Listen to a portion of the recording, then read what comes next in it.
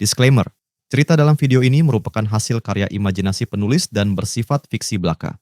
Segala kesamaan dengan nama, tempat, atau kejadian nyata hanyalah suatu kebetulan.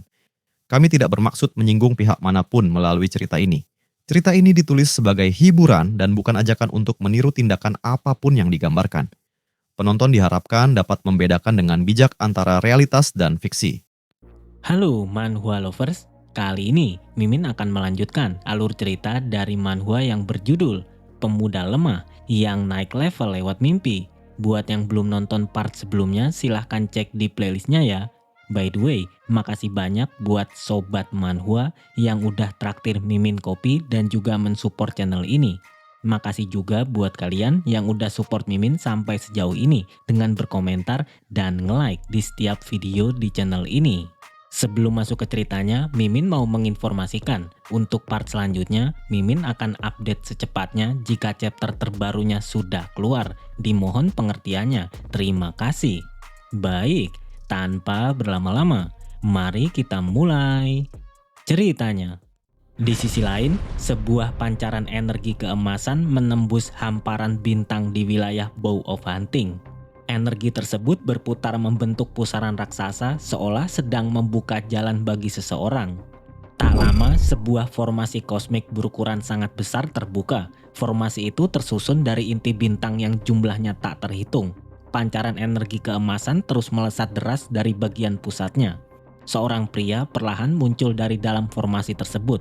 Ia adalah Delius, pemilik garis keturunan tingkat dominator yang sedang banyak dibicarakan akhir-akhir ini. Ayah Delius segera menghampiri dan memberi selamat atas keberhasilannya menerobos ke level 13. Ia merasa bangga karena Delius juga berhasil membangkitkan mata cahaya. Menurutnya, Delius telah mendapat bentuk kekuatan kuno yang paling lengkap. Pencapaian itu membuatnya yakin kejayaan keluarga mereka akan kembali menyebar ke seluruh langit berbintang. Namun, obrolan mereka terhenti saat Delius merasakan sesuatu yang tidak beres. Ia mendongak dan menyadari pusaran energinya mengalami perubahan. Di dekat pusaran tersebut muncul pusaran energi biru yang tidak diketahui asalnya. Delius merasa heran karena orang-orang dari Sekte Dao Roh pernah mengatakan bahwa formasi pengumpulan roh Dao abadi mampu menarik energi kosmik dari seluruh pusat Sky Serpent. Namun, saat melakukan terobosan, Delius justru merasakan sejumlah besar energinya dicuri oleh pusaran biru tersebut. Amarah Delius langsung meledak. Ia tak terima ada seseorang yang merebut energi dari pusaran miliknya selama proses penerobosannya. Ayah Delius meminta putranya tetap tenang. Alam semesta Dao abadi sudah lama hancur. Sistem kultivasi Dao abadi juga dianggap usang dan telah banyak ditinggalkan orang. Karena itu, metode tersebut masih mungkin memiliki kesalahan atau kecacatan. Ia berjanji akan meminta penjelasan dari orang-orang Sekte Dao Roh soal masalah tersebut. Setelah itu, ayah Delius membuka tablet virtual dan membaca pesan yang baru dikirim oleh bawahannya. Pesan tersebut memuat informasi mengenai orang yang mengganggu penerobosan Delius dan mencuri sebagian besar energinya. Orang itu bernama Luseng dan berasal dari wilayah bintang yang sangat terpencil.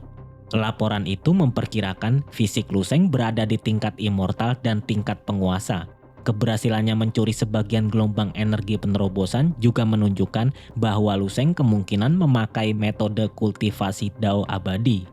Setelah mengetahui identitasnya, Delius langsung pergi mencari Luseng. Ia ingin menanyakan alasan pemuda itu berani mencuri gelombang energi miliknya. Sementara itu, di kapal bunga roh bintang, Tetua Ying masih tak percaya bahwa orang yang baru saja menerobos ke level 13 adalah Luseng.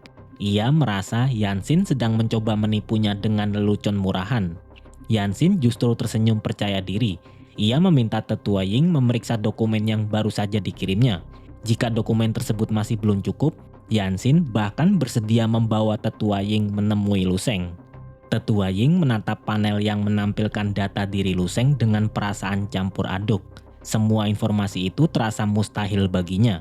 Ia tak pernah menyangka Yansin berhasil merekrut seorang jenius level 13 hanya dengan 30 inti bintang. Tetua Ying sempat memikirkan kemungkinan bahwa Luseng sebenarnya adalah Delius yang sedang menyamar. Namun, ia segera membuang dugaan tersebut.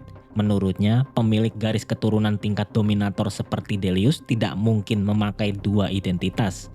Federasi Sky Serpent pasti sudah memeriksa identitasnya sejak awal.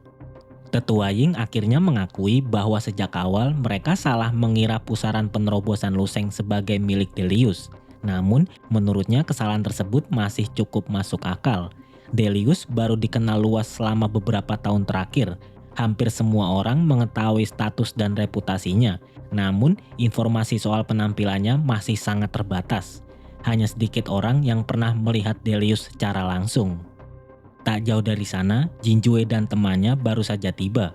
Perhatian mereka langsung tertuju kepada Luseng. Sama seperti orang-orang lain, mereka juga mengira pemuda itu adalah Delius. Pria berambut merah mengaku pernah mendengar banyak rumor soal Delius. Sosok itu dikenal pemarah, dingin, dan sombong. Namun setelah melihatnya dari kejauhan, ia merasa sosok Delius tidak semenakutkan seperti rumor yang beredar. Jinjue juga merasa heran karena temannya bisa menilai kepribadian seseorang hanya dengan sekali melihat. Daripada terus menebak, ia menyarankan pria berambut merah itu menantang Delius secara langsung. Dengan begitu, pria berambut merah itu bisa membuktikan sendiri apakah rumor tersebut benar atau tidak. Lagi pula, mereka berdua sama-sama berada di level 13. Pria berambut merah itu langsung mengumpat kesal. Ia merasa Jinjue sengaja menyuruhnya mencari mati. Hanya dengan menerima satu tatapan dari sosok tersebut, darahnya sudah terasa membeku dan tubuhnya seperti terkoyak dari dalam. Ia baru berada di puncak tingkat immortal. Jarak antara dirinya dan pemilik garis keturunan tingkat penguasa masih terlalu jauh. Mendengar jawaban itu, Jinjue merasa sedikit lega. Setidaknya temannya masih memahami batas kemampuannya. Orang-orang lain yang menonton fenomena penerobosan tadi juga punya pemikiran yang sama. Sekarang, sosok yang mereka anggap sebagai Delius akhirnya muncul di hadapan mereka. Padahal orang yang sedang mereka lihat adalah Luseng. Di saat yang sama, Haijidao, Pablo, Zo, dan Aonon sudah keluar dari kapal Falling Star. Mereka menyaksikan akhir proses penerobosan Luseng dari dekat. Keempatnya merasa aneh saat mendengar semua orang memanggil Luseng dengan nama Delius. Zo bahkan mulai menduga Luseng mungkin saja Delius yang sedang menyamar. Haijidao langsung membantah dugaan tersebut. Luseng tetaplah Luseng. Ia sudah melihat perkembangan pemuda itu selangkah demi selangkah. Pablo kemudian memikirkan kemungkinan lain. Jika Luseng bukan Delius, berarti pusaran energi yang pertama kali muncul memang berasal dari Delius yang asli. Namun hal itu malah menimbulkan pertanyaan yang lebih besar. Pusaran penerobosan Luseng jauh lebih besar daripada milik Delius. Luseng bahkan mampu mencuri sebagian gelombang energi milik orang itu. Semua orang mendadak tegang saat sebuah cahaya melesat turun dari atas. Cahaya tersebut membawa petir yang terus menyambar dan badai yang mengamuk. Arah cahaya itu jelas tertuju kepada Luseng. Namun Luseng tetap terlihat tenang seolah sudah siap menyambut kedatangannya. Sosok yang turun bersama petir dan badai itu ternyata adalah Delius. Setelah mencari ke berbagai tempat, ia akhirnya menemukan Luseng. Dari atas, Delius menerjang lurus ke arah Luseng. Tekanan serangannya begitu kuat hingga energi di sekelilingnya berputar sementara retakan hitam menyebar ke segala arah. Namun, Luseng tetap tenang. Ia seolah sudah tahu cara menghadapi serangan Delius. Tepat sebelum keduanya bertabrakan, Luseng langsung mengangkat tangannya. Ledakan besar pun terjadi saat energi mereka saling menghantam. Gelombang kejut yang tercipta begitu kuat hingga orang-orang yang menonton ikut terpental. Mereka benar-benar tak menyangka ada seseorang yang berani menantang Delius. Tak lama kemudian, kepulan asap yang menutupi pandangan mulai menghilang. Di sana, Luseng masih berdiri dengan tenang tanpa luka sedikit pun. Sementara itu, Jinjue dan pria berambut merah terlihat sangat terkejut. Sampai saat ini keduanya masih mengira Luseng adalah Delius. Mereka tak menyangka Delius yang baru saja menembus level 13 tetapi sudah mendapat serangan dari ahli bela diri lain. Bagi mereka, orang itu benar-benar nekat karena berani menantang kehormatan garis keturunan tingkat dominator. Jinjue kemudian teringat bahwa orang itu juga baru saja menembus level 13. Dia sengaja menerobos di waktu yang sama dengan Delius. Namun hasilnya sangat buruk. Sebagian besar gelombang energi miliknya dirampas oleh Delius. Meski begitu, setelah berhasil menembus level 13, orang itu masih berani menantang Delius untuk kedua kalinya. Jinjue pun merasa keberaniannya memang layak dipuji. Namun, pria berambut merah justru menganggapnya sebagai sebuah tragedi. Menurutnya, orang itu sama sekali tak menyadari besarnya perbedaan kekuatan antara dirinya dan Delius. Karena itu, mereka hanya perlu menunggu dan melihat hasil akhirnya. Pria berambut merah yakin orang itu akan dipukuli sampai babak belur. Sementara itu, tinju Luseng menghantam Delius. Delius sempat berhasil menahannya, namun ia langsung kaget saat merasakan besarnya kekuatan dalam pukulan tersebut. Sesaat kemudian, tubuh klon jiwa Delius hancur dan pecah menjadi serpian-serpian kecil. Melihat kejadian itu, pria berambut merah langsung terkejut sekaligus kagum. Luseng yang mereka kira sebagai Delius dianggap seperti dewa sejati karena mampu menghancurkan klon jiwa tersebut hanya dengan satu gerakan santai. Pria berambut merah juga merasa pemilik klon itu terlalu meremehkan lawannya. Menurutnya, mengirim satu klon jiwa saja sama seperti sengaja memancing kemarahan Delius. Setelah itu, Luseng langsung melesat ke langit. Tujuannya sudah jelas, ia ingin mencari Delius dan menghajarnya secara langsung. Para penonton pun makin bersemangat. Mereka merasa Delius akhirnya benar-benar marah. Menurut mereka, orang tadi sudah berkali-kali menantang kehormatan seorang raja. Karena itu, orang tersebut pasti akan menerima kemarahan sang raja. Pada akhirnya, Jinjue dan yang lainnya segera mengikuti Luseng. Hanya Haijidao, Pablo, Zo, dan Aonon yang masih tertinggal. Mereka sempat saling menatap karena tidak tahu harus ikut menyusul atau tetap berada di tempat. Aonon akhirnya buka suara dan menanyakan apa yang harus mereka lakukan sekarang. Haijidao menjelaskan bahwa situasinya sudah sepenuhnya berada di luar kendali mereka. Bagaimanapun juga, mereka hanya bisa ikut menyusul. Keempatnya pun langsung pergi menyusul Luseng. Di sisi lain, Tetua Ying melihat Luseng sudah meninggalkan lokasi. Ia segera memerintahkan kapal luar angkasa mereka untuk mengejarnya. Sementara itu, Yanxin justru terlihat sangat tenang. Namun di balik sikap tenangnya, Yanxin sebenarnya sangat senang. Ia merasa baru saja mendapatkan jackpot terbesar dalam hidupnya.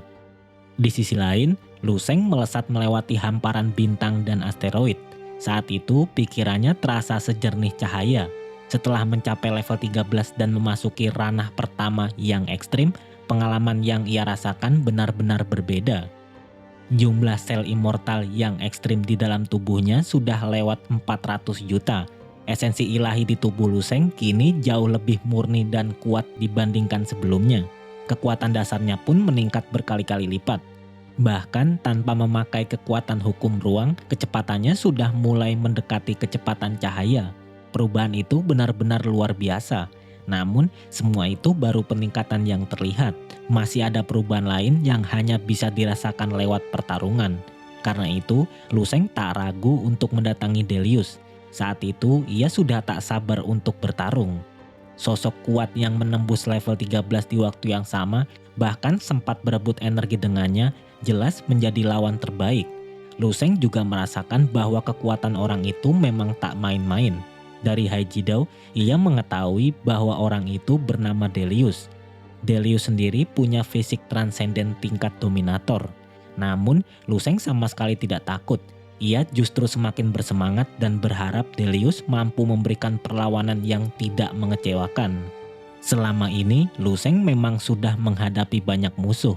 Namun baru kali ini ia bertemu seseorang dengan kekuatan setara yang pantas ia hadapi dengan serius. Mengingat hal itu, semangat bertarung Luseng langsung mencapai puncaknya. Di sana, Delius sudah menunggu kedatangannya. Ia tertawa keras dan mengakui kemampuan Luseng memang cukup hebat. Delius tak menyangka pemuda itu benar-benar mampu menghancurkan klon jiwanya. Hal itu justru membuat Delius semakin tertarik. Pada saat itu, cahaya putih tiba-tiba menyebar di langit berbintang dan menusuk pandangan semua orang seperti bilah tajam. Orang-orang melihat seorang pemuda tampan dan dingin datang dengan tubuh diselimuti cahaya putih. Ekspresi tenang Luseng dan aura ganas Delius terlihat seperti dua sisi yang bertolak belakang. Delius tampak seperti penguasa iblis yang mampu menghancurkan dunia. Sementara Luseng terlihat seperti dewa yang berjalan di antara manusia. Cahaya di tubuhnya begitu menyilaukan hingga sulit ditatap secara langsung.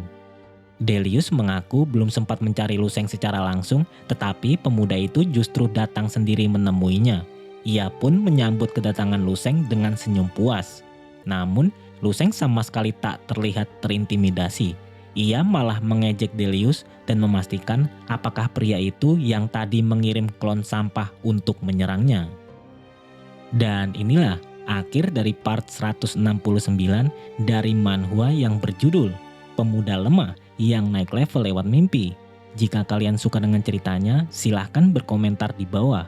Jangan lupa untuk terus membantu channel ini berkembang dengan menekan tombol subscribe, like, dan share ke teman kalian. Terima kasih sudah menonton, sampai jumpa di video selanjutnya.